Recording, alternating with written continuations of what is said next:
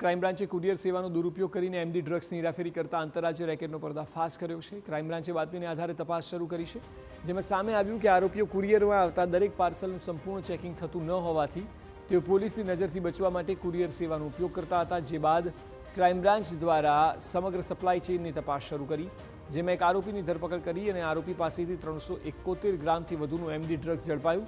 ઉપરાંત 2 મોબાઈલ, રોકડ સહિત 37 લાખથી વધુનો મુદ્દામાલ જપ્ત કરાયો।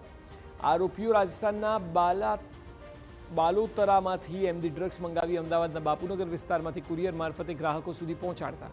અત્યાર સુધી એક કુરિયરમાં ડ્રગ્સ મોકલ્યાની માહિતી મળી છે, પરંતુ અગાઉ અન્ય કેટલા કુરિયર મારફતે ડ્રગ્સ મોકલવામાં આવ્યું તેની તપાસ હવે ક્રાઇમ બ્રાન્ચ શરૂ કરી। તપાસમાં એ પણ સામે આવ્યું કે આરોપીઓ સૌથી વધુ ડ્રગ્સ બેંગ્લોર મોકલતા હતા। આગામી સમયમાં કુરિયર કંપનીના કર્મચારીઓની પૂછપરછ કરવામાં આવશે, તેમજ અત્યાર સુધી કુરિયર મારફતે કોને ડ્રગ્સ મોકલાયું તેની તપાસ થશે।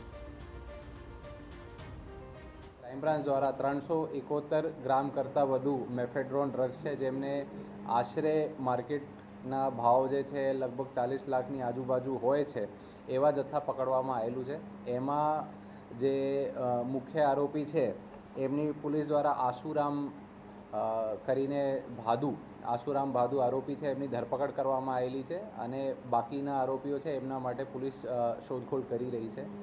એ એમઓમાં ખાસ એ ધ્યાન ઉપર આવેલું છે કે એ લોકો રાજસ્થાનથી ડ્રગ્સ લાવતા હતા અને અહીંયા બાપુનગર વિસ્તારમાંથી અમુક કુરિયરની દુકાનો મારફતે એ ફક્ત ગુજરાત જ નહીં, બહારની જે શહેરો હોય, દાખલા તરીકે બેંગ્લોર વગેરે, ત્યાં પણ એ ડ્રગ્સનો કોરિયર મારફત નાની ક્વોન્ટિટીમાં કાપીને એ મોકલતા હતા।